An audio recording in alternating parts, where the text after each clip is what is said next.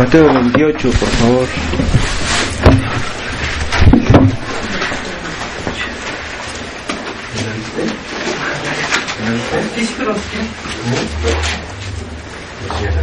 Vale. Está muy bueno.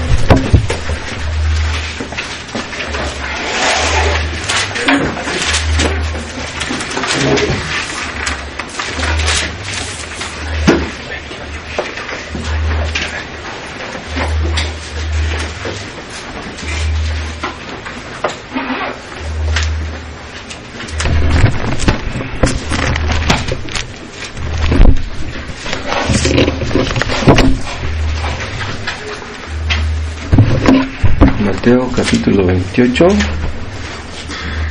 versículo 19. Por tanto, id y haced discípulos a todas las naciones, bautizándolos en el nombre del Padre y del Hijo y del Espíritu Santo. Este versículo y el siguiente los vimos hace algunas semanas. De hoy en 8 vamos a tener unos bautizos allá en esa. Vamos a bautizar a Gustavo de aquí y consideré oportuno tocar otra vez este tema del bautismo. Vamos a hacer una oración. Padre, estamos contentos y cómo no, Padre, teniendo un Dios como tú, tenemos más de lo que merecemos, muchísimo más. No tenemos nada de qué quejarnos, Dios, y si nos quejamos, nos quejaremos de nosotros mismos, Padre, porque hay mucho pecado en nosotros y no te amamos como tú mereces. Pero te pedimos, Padre, en el nombre de Cristo, que a través de tu palabra nos perfecciones y nos capacites para amarte más y servirte mejor. Háblanos a cada uno, que tu palabra sea eficaz, que tu Espíritu Santo lo haga. En el caso de todos los que estamos aquí, en el nombre de Cristo Jesús. Amén. La última vez que tocamos este tema, recordarán que mencionaba que bautizamos a una persona que conoce las doctrinas, que las entiende y que da evidencias de haber creído en ellas. Hacemos lo posible para cerciorarnos de eso, ¿no? Que la persona entiende y que ha habido un cambio en su vida. Entonces deben creer las doctrinas, ¿sí? Y luego bautizarse, como dice el texto. Y de hacer discípulos, esto quiere decir enseñarles la doctrina, dice, y luego dice bautizándolos. Entonces, aunque las doctrinas a veces puedan parecer medio engorrosas, de todas maneras, si no entendemos las doctrinas, ¿cómo las vamos a poner en práctica? Hay personas que tienen mucho entendimiento y que rápido entienden. Hay otras personas que tardan más en entender. Pero como sea, no hay prisa para bautizar a una persona, ¿no? Nos cercioramos de que ha entendido y entonces ya la bautizaron, ya la bautizamos. ¿Recuerdan ustedes el caso del carcelero de Filipos? Escuchó el evangelio de labios del apóstol Pablo y rápido se bautizó. El eunuco etíope igual, rápido se bautizó. Lidia, la vendedora de púrpura, ella conocía el Antiguo Testamento, pero no conocía el evangelio. Escuchó a Pablo, que fue a predicar ahí a su pueblo, y Dios abrió su corazón para que estuviera atenta a lo que Pablo decía. Quiere decir que su corazón estaba cerrado y el Espíritu Santo lo abrió. Eso es algo que solamente Dios puede hacer. Nosotros podemos predicar y predicar y predicar, pero si Dios no abre el corazón, la persona no va a entender realmente. Estos casos, el del carcelero, del eunuco y de Lidia, primero oyeron, luego creyeron y luego fueron bautizados. Entonces, ven, primero es la regeneración, primero es el nuevo nacimiento y luego el bautismo. La regeneración es el producto de haber entendido y de haber obedecido. Entonces, cuando la persona ya obedece o ya da evidencias de una obediencia incipiente, inicial, entonces la bautizamos. No esperamos que la persona sea perfecta, porque porque nadie lo es, ¿no? Si los creyentes que ya tenemos más años siéndolo no somos perfectos, pues menos el creyente nuevo. Cuando una persona nace de nuevo, no lo vemos. ¿Cómo podemos saber que una persona ya nació de nuevo? Incluso el creyente que ya ha creído realmente en Cristo y que ya nació de nuevo, es posible que ni se dé cuenta bien, que esté medio confundido acerca de lo que está ocurriendo en su mente, en su corazón.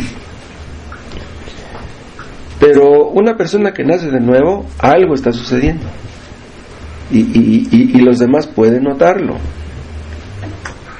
Hay ciertas evidencias, ¿no?, que demuestran que una persona ya nació de nuevo.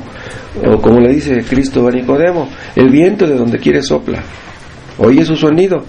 No sabes de dónde viene el viento, pero te puedes dar cuenta más o menos de sus efectos. Entonces, cuando una persona ha sido influenciada por el Espíritu Santo, se tiene que ver algo en su vida, en su actitud, en su carácter. Pero aún así podemos equivocarnos. Ya hemos bautizado a personas que después nos dimos cuenta que no debimos haber bautizado. ¿Y por qué nos hemos equivocado? ¿Saben por qué? Nosotros podemos equivocarnos acerca de nosotros mismos. Entonces, si podemos equivocarnos acerca de nosotros mismos, con más razón acerca de otros. O sea, no somos jueces competentes como para juzgar nuestra condición espiritual. Un creyente puede creer que anda mal y tal vez no ande mal. Un creyente puede creer que anda bien y tal vez ande mal. Entonces, si podemos equivocarnos acerca de nosotros, pues con más razón acerca de otros. Pablo le dijo al carcelero de Filipos: cree en el Señor Jesucristo y serás salvo. Vean lo que le dijo, cree, nada más eso fue lo que le dijo.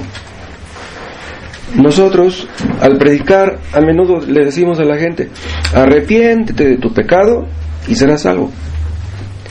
¿Pero por qué? Arrepiéntete. Pablo le dijo al carcelero: cree. ¿Por qué nosotros les decimos: arrepiéntanse? ¿Por qué no decimos lo mismo que Pablo le dijo al carcelero? Vean, el arrepentimiento y la fe siempre vienen juntos, son inseparables. O sea, una persona que se arrepiente de verdad es que cree en lo que ha escuchado, y una persona que de veras cree en lo que ha escuchado se arrepiente. Por eso las dos cosas siempre vienen juntos. Hay versículos que solo exigen del creyente, de la persona, fe, y hay otros versículos que solo exigen arrepentimiento. Vean, por ejemplo, en Lucas capítulo 5.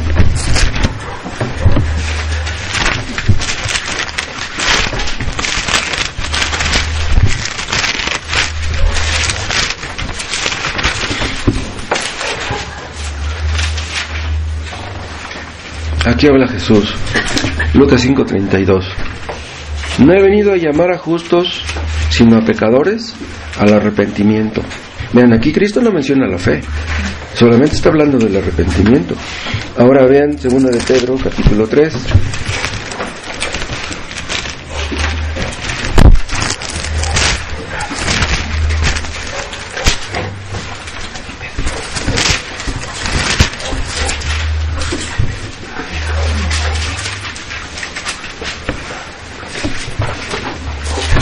Segunda de Pedro 3:9. El Señor no retarda su promesa, según algunos la tienen por tardanza, sino que es paciente para con nosotros, no queriendo que ninguno perezca, sino que todos procedan al arrepentimiento. Vean, aquí otra vez, lo único que se menciona es el arrepentimiento. Pero hay versículos que mencionan las dos cosas. Vean Hechos capítulo 20.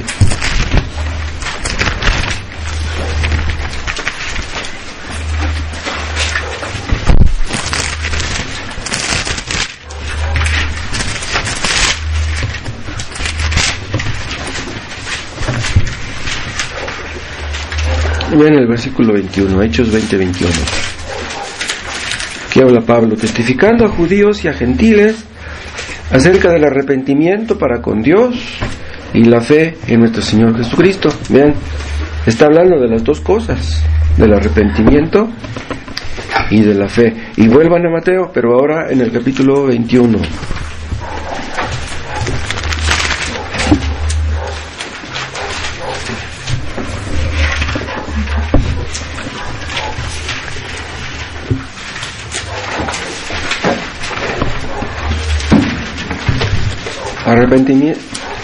El arrepentimiento se menciona aquí en este versículo que vamos a leer.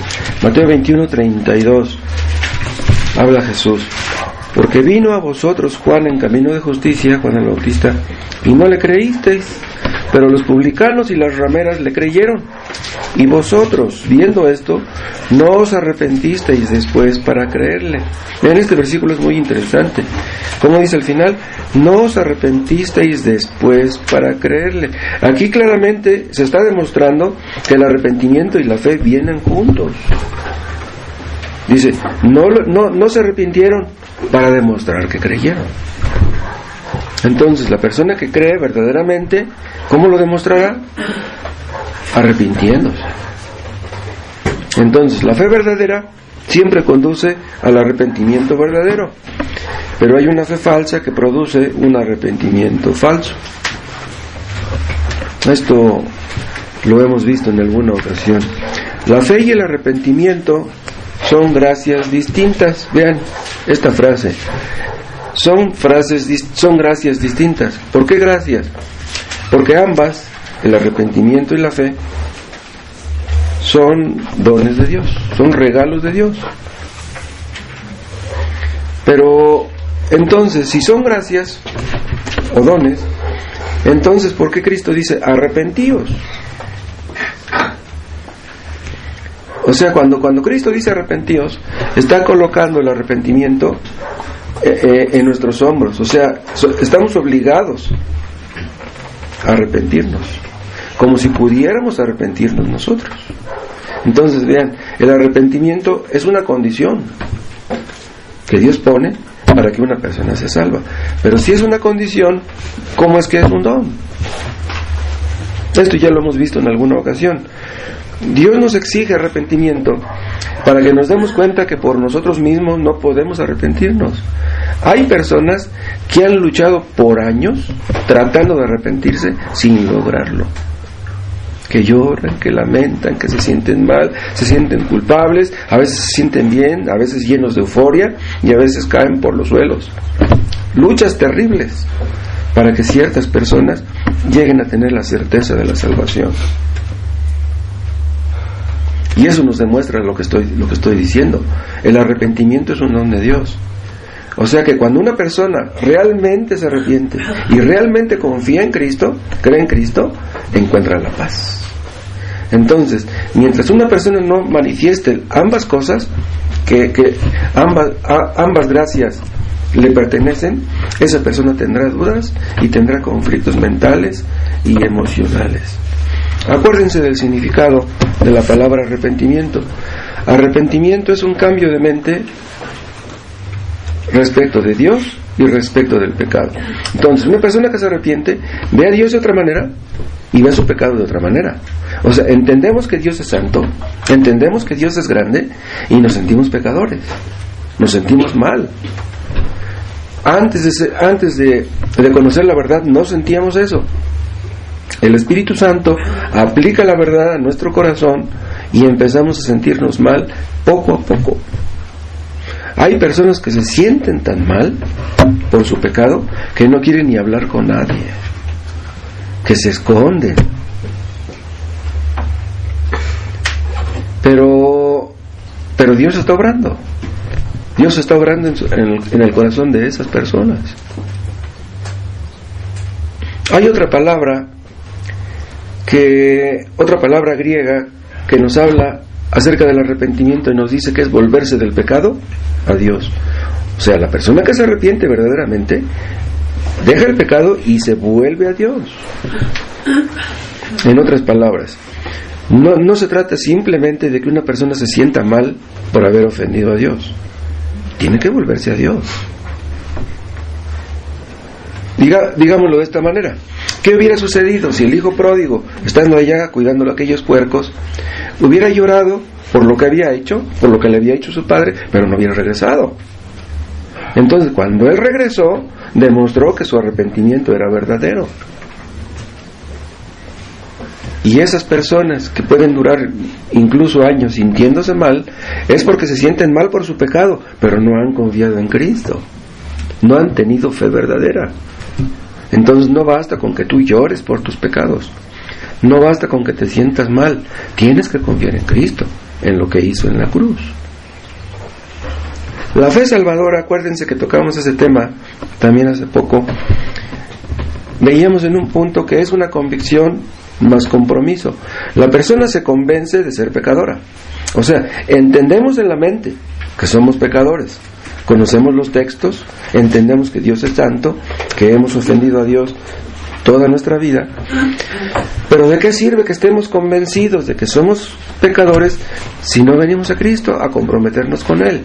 El asunto es entregarle nuestra vida, nuestro corazón, todo lo que tenemos. Entonces, si no hay este compromiso, es que no hubo aquella convicción. Debemos estar bien convencidos de que lo que Dios dice en su palabra acerca de nosotros es verdad y hacer algo. Porque si nos quedamos con los brazos cruzados, entonces quiere decir que no hemos entendido o no queremos obedecer, simplemente. Muchos dicen creer que Cristo es Dios. Bueno, esa es una buena creencia porque Cristo lo es, pero no basta creer que Cristo es Dios para que una persona sea salva. Tienes que obedecer a Cristo porque Él es Dios. Tienes que someterte a Él, y si tú no obedeces a Cristo, entonces tu fe no es fe. Vean, la palabra convicción es una palabra griega, la palabra compromiso es otra palabra, son diferentes significados, pero la verdadera convicción conduce al verdadero compromiso, tiene que ser así. Cuando el Espíritu Santo aplica la palabra a nuestra conciencia, entendemos, de repente nos damos cuenta que Dios está bien, Dios no comete errores. El otro día hablé yo con una mujer que dice ser cristiana, estaba yendo con esos brasileños del Pare de Sufrir, y yo no me aguanté y le dije, le digo, ¿dónde fue usted a caer? Le dije, con esos mentirosos que nomás le roban su dinero a la gente. No, dice, pero es que no nos obligan a ofrendar. No, le digo, la Iglesia Católica tampoco obliga a la gente, pero son unos mentirosos igual.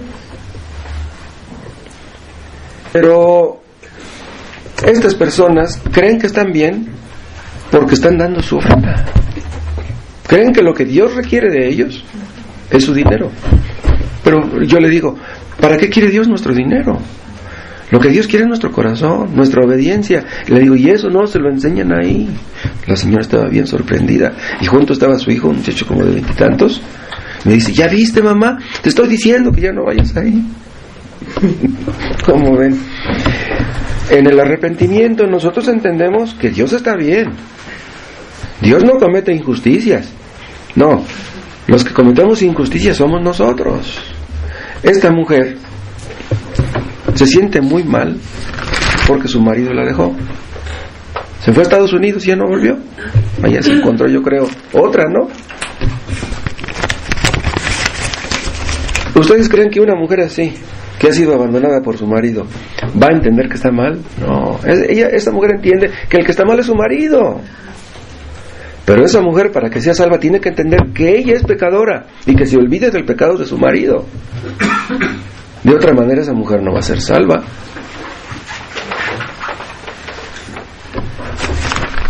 No basta entender que Dios está bien y que nosotros estamos mal para que nuestro arrepentimiento sea verdadero.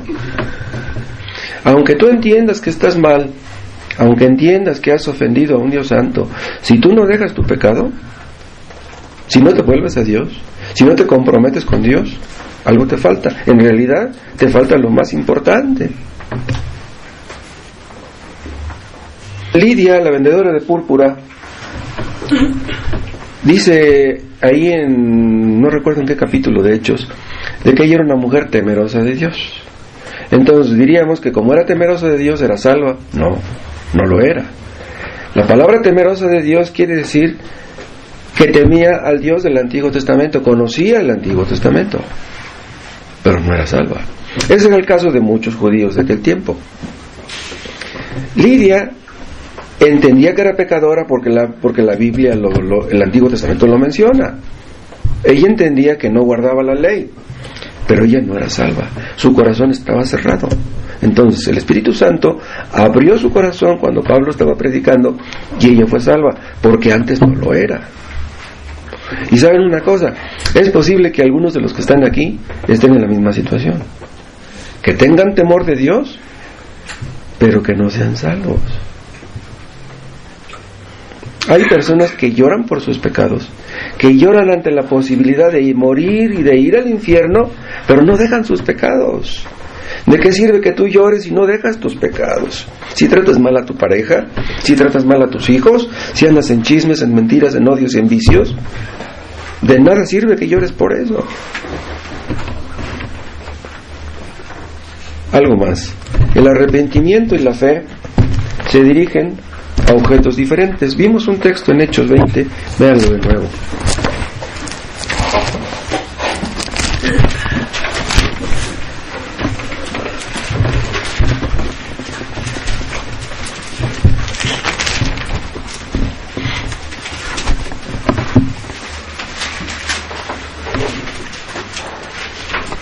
Hechos 20:21. Testificando a judíos y a gentiles acerca del arrepentimiento para con Dios. Vean cómo dice: arrepentimiento para con Dios. Esto quiere decir arrepentimiento respecto de Dios.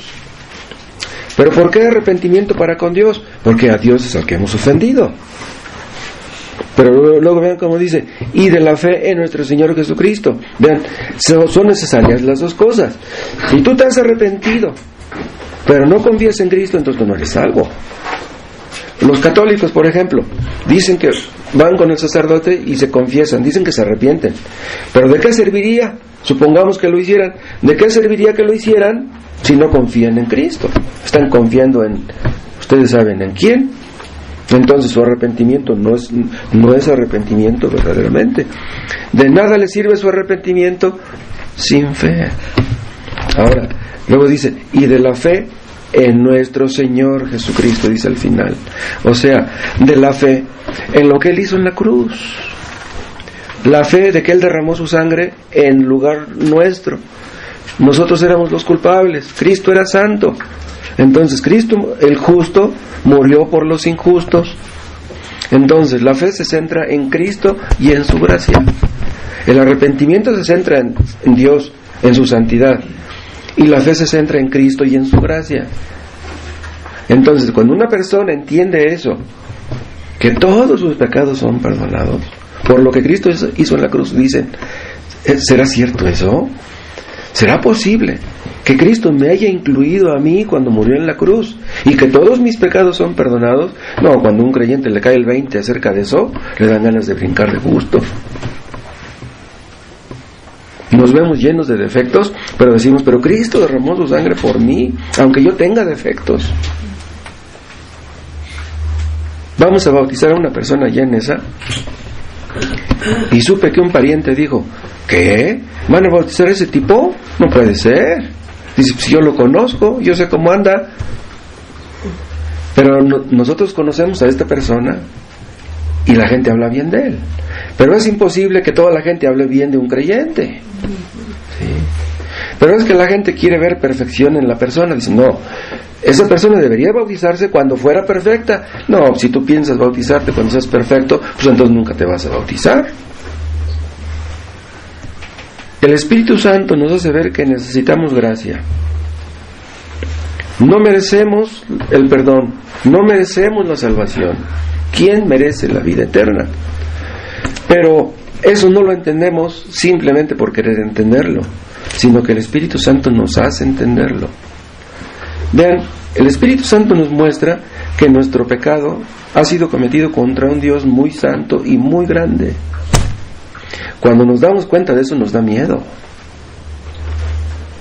Tantos años he ofendido a Dios y yo ni cuenta me daba. Un hombre lleno de soberbia dice: no, yo como, ¿en qué estoy mal? Pues sí, he cometido algunos errores, pero yo, un pecador que merece el infierno, no, están locos. Un inconverso orgulloso es imposible que pueda ver su pecado. El arrepentimiento y la fe, otro punto, juegan papeles distintos en la salvación. Bien, la Biblia no dice que somos justificados por el arrepentimiento. La Biblia dice que somos justificados por la fe. ¿Pero por qué? Bien, la fe hace destacar la gracia, ¿sí? Hace destacar la gracia que obra la salvación. Y el arrepentimiento hace destacar el cambio que obra la salvación. ¿Me explico? Entonces es por la fe que entendemos que hemos recibido la gracia, que no merecemos ser perdonados, pero que Dios nos ha perdonado. Y el arrepentimiento hace destacar el cambio que produce esta salvación. Entonces la gente quiere ver las dos cosas, quiere ver el arrepentimiento y quiere ver la fe, porque uno puede decir, tú dices que tienes fe, pero pues yo no veo un cambio en ti.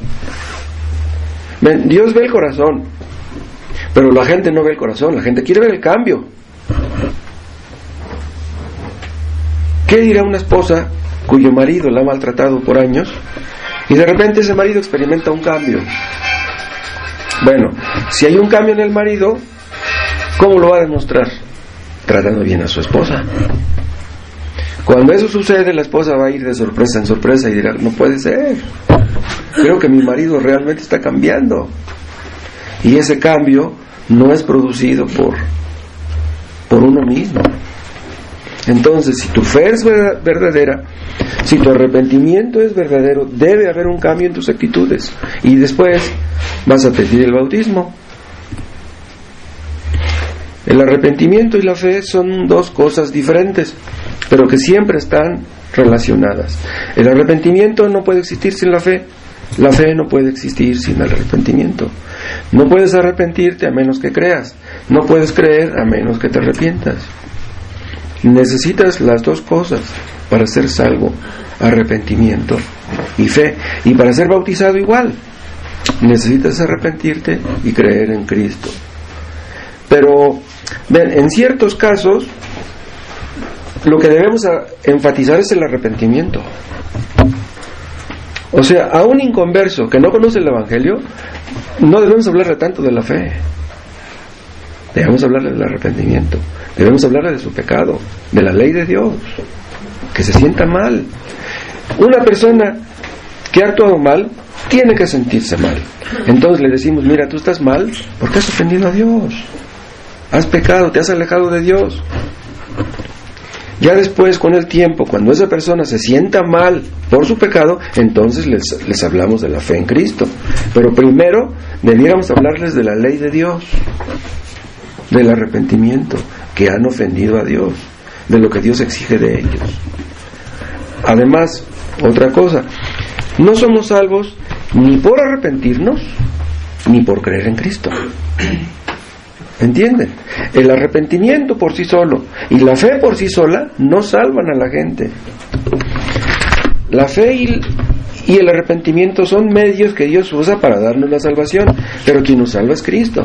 Somos salvados por la sangre que Cristo derramó en la cruz.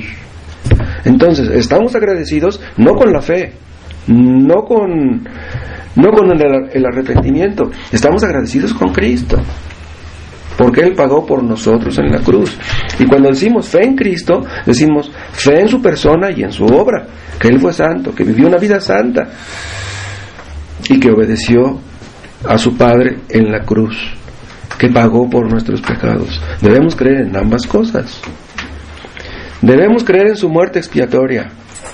Recuerden el significado de esta palabra, expiatoria, que Él expió, purgó, limpió, borró nuestros pecados.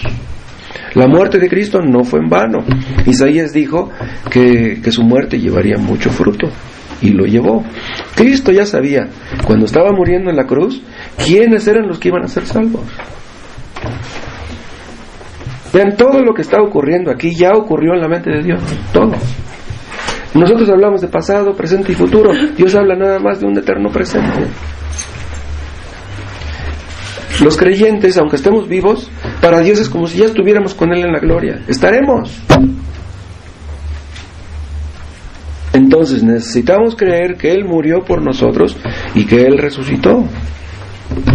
¿Se acuerdan de Marcos 16:16? Vean este texto.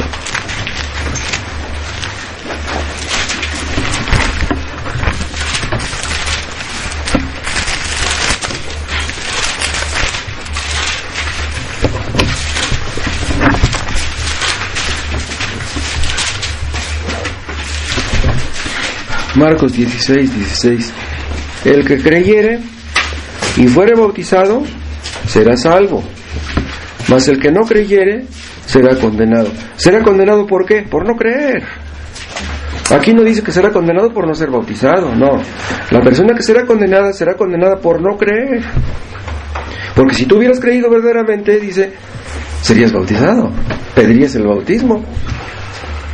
Entonces, si tú no quieres ser bautizado, o si te niegas a hacerlo, entonces podemos dudar de tu fe.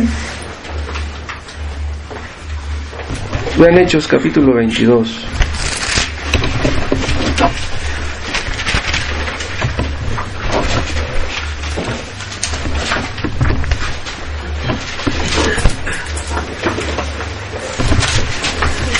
Hechos 22, 16. Ahora pues le dice Ananías a Pablo: ¿por qué te detienes? Levántate y bautízate y lava tus pecados invocando su nombre. Habla de invocando el nombre de Cristo. Vean otra vez: levántate y bautízate y lava tus pecados.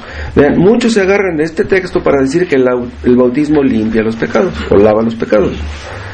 Pero eso es absurdo. Dice, levántate y bautízate y lava tus pecados invocando su nombre. O sea, nuestros pecados son limpiados invocando su nombre. ¿Pero qué quiere decir invocando su nombre? ¿Cómo fue que Saulo de Tarso lavó sus pecados? No fue bautizándose, fue invocando su nombre. ¿Pero el nombre de quién? ¿Cuál leímos? 22:16. Ven el 14. Y él dijo, Ananías, ¿no?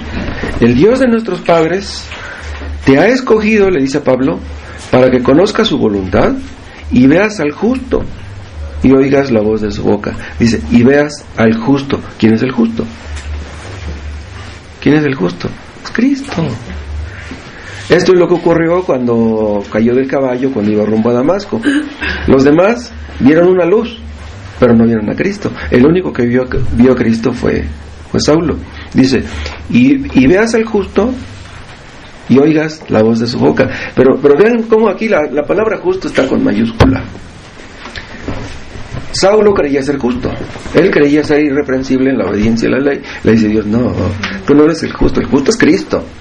Somos salvos por la justicia de Él. Entonces, ¿a quién tenía que invocar para ser salvo? Al justo.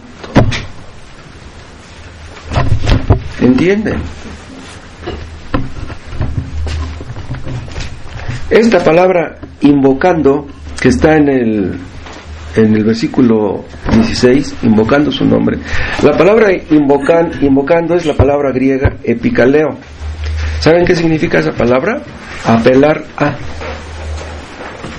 Entonces, invocando su nombre quiere decir apelando al justo. Pero una persona que cree ser justa, ¿cómo va a apelar al justo? O sea, nosotros apelamos al justo porque entendemos que somos pecadores. En otras palabras, Saulo fue salvo reconociendo que Cristo era el justo, que Él era el santo y que Él era pecador. Por eso es que cuando cayó del caballo le dijo Jesús, Señor, ¿qué quieres que haga? En ese momento entendió él que el Señor no era el Jehová del Antiguo Testamento como él lo entendía, no, el Señor es Cristo. Entonces Saulo fue justificado, vean, por su fe, reconociendo que Cristo era el Señor, que Cristo era Dios, que Cristo era el justo, invocando su nombre. Antes de aquel día que se topara con Jesús rumbo a Damasco, Saulo creía que Cristo era un blasfemo, que Cristo era un mentiroso, un farsante, pero a partir de ahí lo reconoció como lo que era, su Señor. En ese momento, cuando le dice a Jesús, Señor, ¿qué quieres que haga?, él entendió que él no era justo y que todos los sacrificios que él había presentado antes de aquel día no habían servido de nada. Entendió que los sacrificios del Antiguo Testamento no podían quitar los pecados. Esta persona que yo les estoy diciendo que iba con par de sufrir, como tantos que existen ahí, ellos creen que en el momento que dejan su ofrenda ahí con los de pares de sufrir, en una ocasión me dijeron que luego tienen unas sábanas en el suelo y que no aceptan monedas. Dice, no, dice, Dios merece lo mejor, puros billetes tienen que caer en esa sábana, y se llevan la sábana llena de puros billetes. Infames, como no tiene una para mí, una sábana llena de billetes. Los sacrificios del Antiguo Testamento quitaban los pecados en sentido figurado, simbólicamente. Es lo que pasa con el bautismo. El bautismo limpia los pecados simbólicamente, en sentido figurado, no realmente. No es esa la realidad. ¿Quién es quien limpió nuestros pecados? Fue Cristo. ¿Y cómo fue que los limpió? Cuando creímos en Él, es cuando nos cayó el 20. Entonces entendemos que nuestras ofrendas, nuestros sacrificios, nuestra asistencia a los cultos, nuestros ayunos, nuestras largas oraciones no nos pueden salvar. Somos salvos por lo que Cristo hizo en la cruz. Entonces estamos agradecidos con Él. Él es el justo, no nosotros. El bautismo limpia nuestros pecados en sentido figurado. Vean Hebreos 9.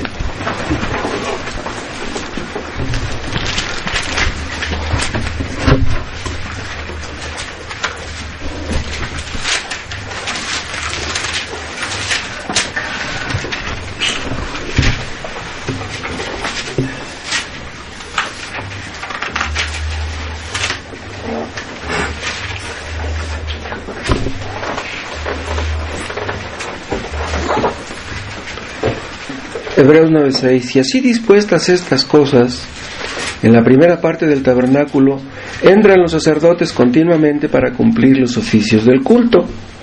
Pero en la segunda parte del tabernáculo, solo el sumo sacerdote una vez al año, dice, no sin sangre, la cual ofrece por sí mismo, o sea, el reconocimiento de su pecado y por los pecados de ignorancia del pueblo. O sea, el sacerdote ofrecía un sacrificio por su pecado y por los de la gente.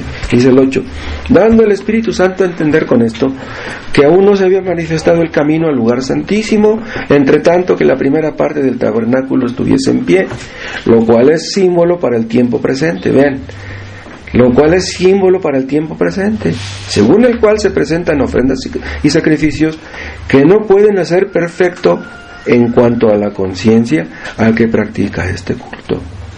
¿Ven lo que está diciendo? No pueden hacer perfecto en cuanto a la conciencia. ¿Qué quiere decir esto? Vean, las personas que llevaban su sacrificio, los hipócritas, decían, yo ya estoy bien, mi corderito ya lo mataron, entonces yo ya estoy bien. O sea, su conciencia quedaba tranquila porque ya habían llevado su cordero.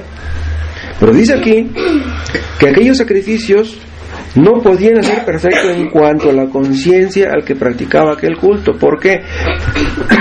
Porque un creyente sincero de aquel tiempo llevaba el cordero, lo mataban, lo degollaban y se salía de ahí el cristiano pensando, el creyente, ¿ya soy perdonado porque llevé mi corderito? No, yo sigo sintiéndome mal. ¿Qué culpa tenía el pobre borreguito? Yo soy el que merezco la muerte porque yo he ofendido a Dios. Entonces su conciencia seguía sintiéndose mal. Ven, y esas personas que van a una iglesia falsa y que dan una ofrenda y se sienten en paz con su conciencia porque ya dieron su ofrenda, son hipócritas. Vean estas personas que vienen a la basílica en estos días. Muchos ahorran durante gran parte del tiempo para tener unos buenos centavitos en la basílica. Imagínense que un pobre paisanito llega a la basílica y deja 3,000 pesos ahí, que ahorró en mucho tiempo. Con qué orgullo y satisfacción regresa a su tierra que ya dejó 3,000 pesos. Pero ¿qué pasa? Que allí hay maldad, hay hipocresía. ¿Qué se gana Dios con que esta persona lleve 3,000 pesos a la basílica? Lo que Dios quiere es que le entregues tu corazón, no tu dinero.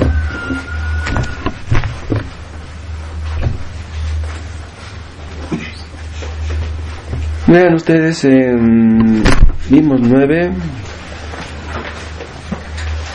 el 9, ¿no? En cuanto a la conciencia, al final dice, al que practica este culto, y dice el 10, ya que consiste solo de comidas y bebidas, de diversas abluciones. Esta palabra abluciones quiere decir lavamientos, ¿no? Porque ellos se purificaban y creían que estaban limpios. Dice, y ordenanzas acerca de la carne, impuestas hasta el tiempo de reformar las cosas. Vean, ordenanzas acerca de la carne, o sea, acerca del aspecto externo. Ellos eran purificados cuando presentaban su sacrificio externamente, pero nosotros, vean, necesitamos una purificación interna, de adentro. Y dice, impuestas hasta el tiempo de reformar las cosas. ¿Quién las impuso? Dios.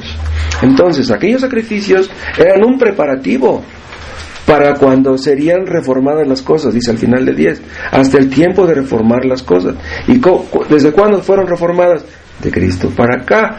Y es por eso que no sacrificamos corderos, no sacrificamos palominos, ni bueyes, ni becerros, ni carneros, ni hacemos lavamientos como se hacían antes, porque ya Cristo fue crucificado en la cruz y Cristo nos limpió. Cristo hizo con su sacrificio lo que aquellos sacrificios no podían.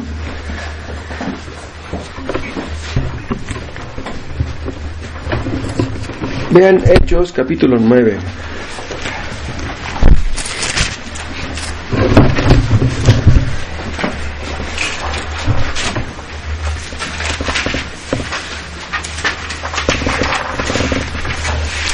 Aquí está hablando de cuando Saulo fue convertido, ¿no? Cuando fue llamado por Cristo, dice 9:8. Entonces Saulo se levantó de tierra y abriendo los ojos no veía a nadie. ¿Se acuerdan que se quedó ciego, no? Así que llevándole por la mano le metieron en Damasco, donde estuvo 3 días sin ver y no comió ni bebió. No era para menos. Dice, había entonces en Damasco un discípulo llamado Ananías, a quien el Señor dijo en visión, Ananías, y él respondió, heme aquí, Señor. Y el Señor le dijo, levántate y ve a la calle que se llama Derecha y busca en casa de Judas a uno llamado Saulo de Tarso, porque aquí él ora. Y ha visto en visión a un varón llamado Ananías que entra y le pone las manos encima para que recobre la vista. Entonces Ananías, conocen la historia, ¿no? Pasen hasta el 17. Fue entonces Ananías y entró en la casa y poniendo sobre él las manos, dijo, hermano Saulo, el Señor Jesús que se te apareció en el camino por donde venías, me ha enviado para que recibas la vista y seas lleno del Espíritu Santo. Y al momento le cayeron de los ojos como escamas y recibió al instante la vista y levantándose fue bautizado. Vean, fue bautizado, pero él fue salvo 3 días antes, cuando quedó ciego. Entonces fue regenerado 3 días antes y después de esos días fue bautizado. Además, vean lo que dice el 15. El Señor le dijo, ve, porque instrumento escogido me es este, le dice Cristo a Ananías, para llevar mi nombre en presencia de los gentiles y de reyes y de los hijos de Israel. Vean, Cristo llamó a Pablo para servirle antes de ser bautizado. ¿Se dan cuenta de esto? Primero fue convertido, ¿sí? Fue regenerado, luego fue llamado al ministerio y luego fue bautizado. Vean otro texto en Primera de Pedro.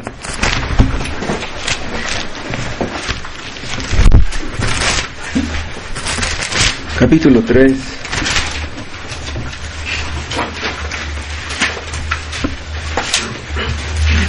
Primera de Pedro 3:20. Los que en otro tiempo desobedecieron cuando una vez esperaba la paciencia de Dios en los días de Noé, mientras se preparaba el arca, en la cual pocas personas, es decir 8, fueron salvadas. Vean cómo dice, por agua. Muchos se agarran de esta frase, fueron salvadas por agua, para decir que el bautismo salva. Pero vean, Noé fue salvada por el agua. No, Noé fue salvada por el arca.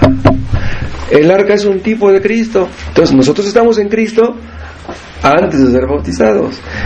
Noé entró en el arca antes de que se desatara la tempestad. Ya después que se desató la tempestad, ya nadie pudo entrar en el arca. Ahora ven el versículo 21. El bautismo que corresponde a esto, o sea que corresponde a lo que dice en el versículo 20, dice, ahora nos salva. Ah, caray, ¿qué? El bautismo que corresponde a esto, ¿ahora nos salva? Entonces, ¿somos salvados por el bautismo? Acuérdense que quiere decir la palabra bautismo, quiere decir sumergir. ¿Sí? El arca fue sumergida en un sentido, no en el agua, ¿no? Y luego vean lo que dice entre paréntesis. Lo que está entre paréntesis es súper importante. Dice, no quitando las inmundicias de la carne. Vean, el bautismo no quita las inmundicias de la carne. Pero aquí la palabra de la carne no quiere decir las inmundicias del cuerpo. No, de la carne habla de la naturaleza caída. Dice, sino como la aspiración de una buena conciencia hacia Dios. O sea, quiere decir que el bautismo es una aspiración de una buena conciencia hacia Dios. ¿Quiénes son los que tienen una buena conciencia? Los que ya han sido perdonados, los que ya son regenerados. Entonces, los que ya son perdonados dicen, yo quiero ser bautizado. Pero vean, tienen una buena conciencia, obviamente, porque no por el bautismo, puesto que no han sido bautizados. Tienen una buena conciencia porque ya han sido perdonados. Pero ¿cómo es que tenemos esta buena conciencia? Dice al final del 21, por la resurrección de Jesucristo. ¿Qué? Tenemos una buena conciencia por la resurrección de Jesucristo. ¿Por qué? Somos justificados porque Cristo resucitó. Vean, somos justificados porque creemos que Cristo murió en nuestro lugar. Pero entonces, ¿por qué aquí habla de la resurrección? ¿Y por qué no habla de su muerte? ¿Saben por qué? Porque si resucitó, se supone que primero murió. No habría resucitado si no hubiera muerto. En otras palabras, aquí la palabra resurrección está incluyendo su muerte. Nosotros creemos que Cristo murió, pero no solamente eso, creemos que también resucitó. Entonces entendemos que nuestra fe es verdadera y somos justificados por esa fe. Entonces, quien nos quita las inmundicias de la carne, vean, es la fe en Cristo, el haber creído en Él.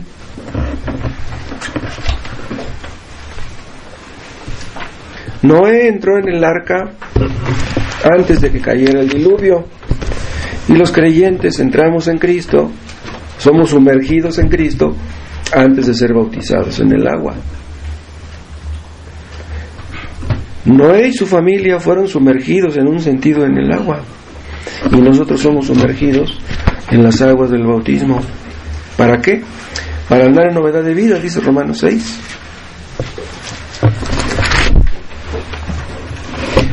El bautismo no quita las inmundicias de la carne, dice Pedro, pero Cristo sí las quita.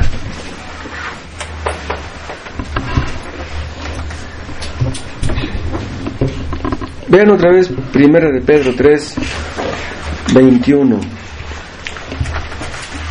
El bautismo que corresponde a esto ahora nos salva, no quitando las inmundicias de la carne, dice, sino como la aspiración de una buena conciencia. Esta palabra aspiración es una palabra muy interesante.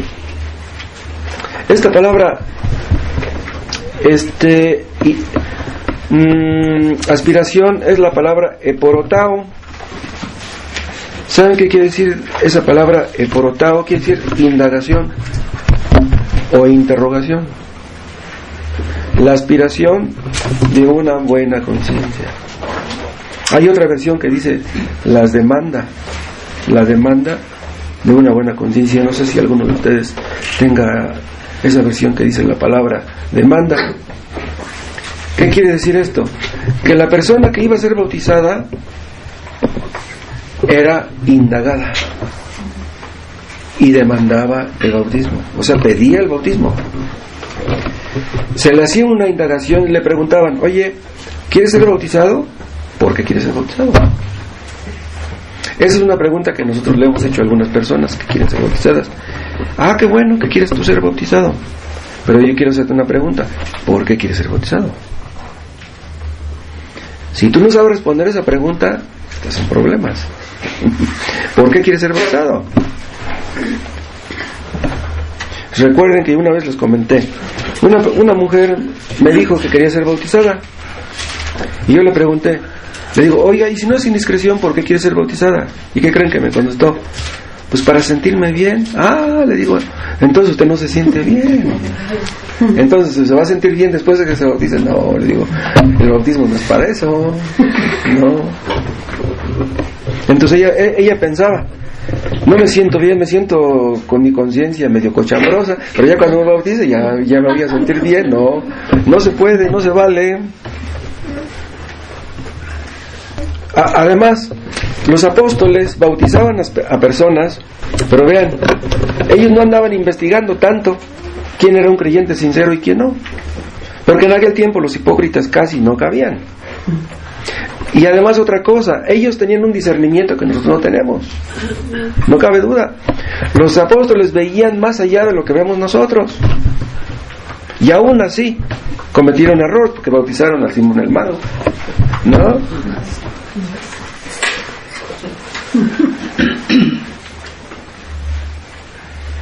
Somos salvos porque Cristo obedeció a la perfección, murió y resucitó. Pero aquí está Pedro mencionando la resurrección. Ya dije por qué, porque la resurrección incluye la muerte. Hay versículos, hemos visto algunos, ¿no? ¿Se acuerdan? Que parecen decir que primero es el arrepentimiento y luego es el bautismo y luego es el perdón. Parece que dicen eso, pero no lo dicen. Esos versículos, como Hechos 2:38, ¿no? Son usados por los indoctos y los inconstantes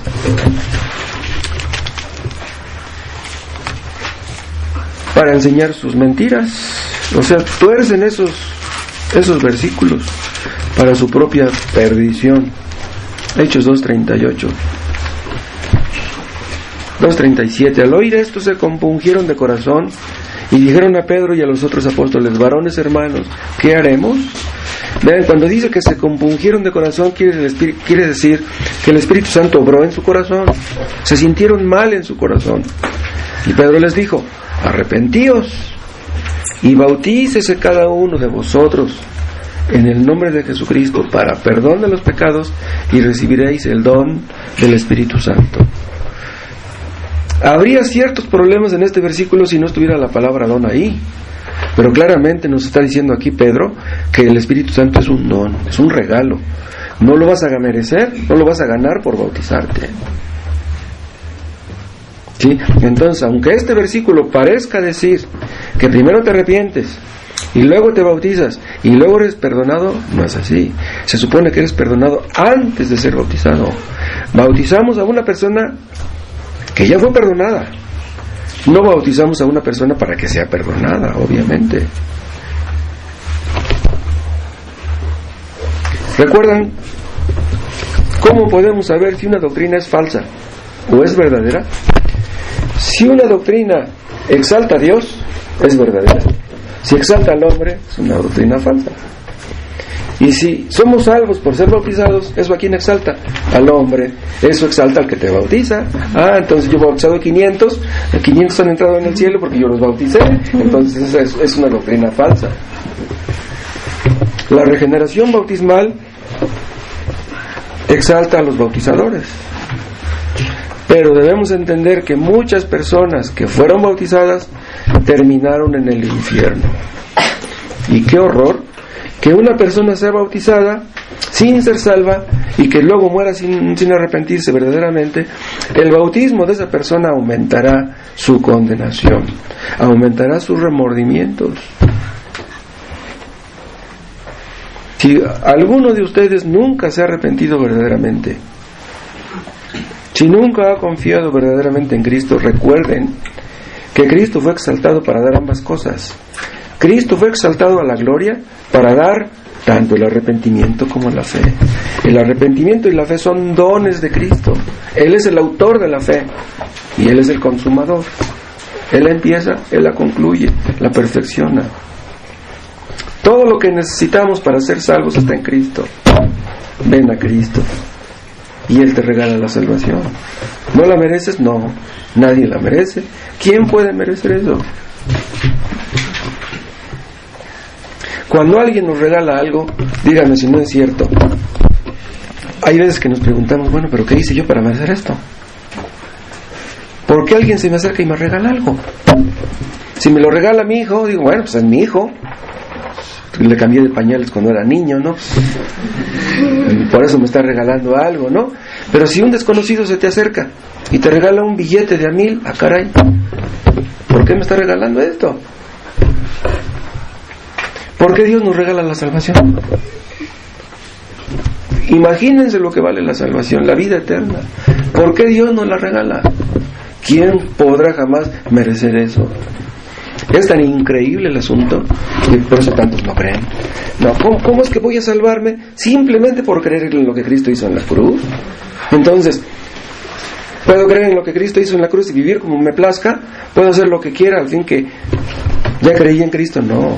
Si tú crees verdaderamente en Cristo, tienes que dejar tu pecado, porque si no dejas tu pecado, tú nunca vas a ser salvo. Pero muchos quisieran ser salvos sin tener que dejar su pecado, ser bautizados sin tener que dejar su pecado. Eso no se puede.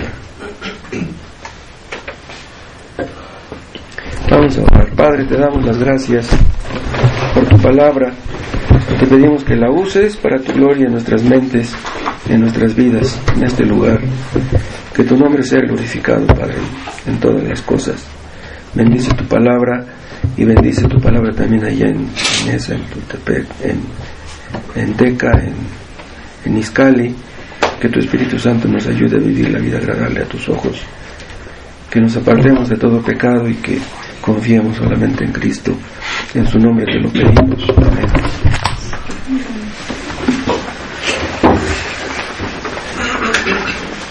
Hace 8 días vino